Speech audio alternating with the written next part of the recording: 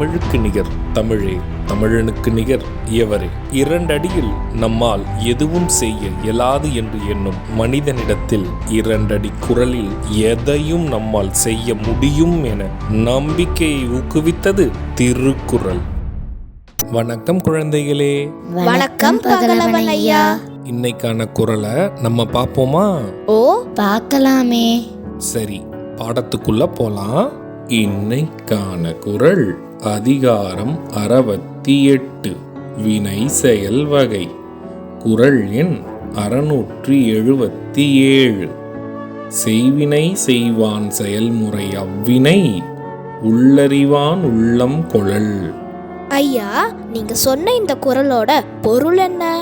இதுக்கான பொருள், ஒரு காரியத்தை செய்கின்றவன் அக்காரியத்தை செய்ய வேண்டிய வழிமுறை என்னவென்றால் அச்செயலின் இயல்பை அறிந்தவர்கள் கூறும் அறிவுரைகளை ஏற்று அதன்படி நடக்க வேண்டும்.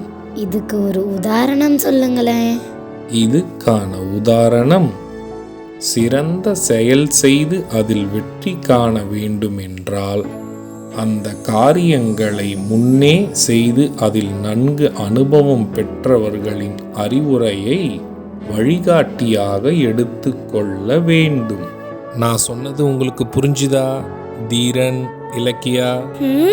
நல்லா புரிஞ்சுது ஐயா. இனி இந்த குறள் எங்களுக்கு மறக்கவே மறக்காது. சரி பசங்களா, நாளைக்கும் இதே மாதிரி சுவாரஸ்யமான குறளை பார்ப்போம்.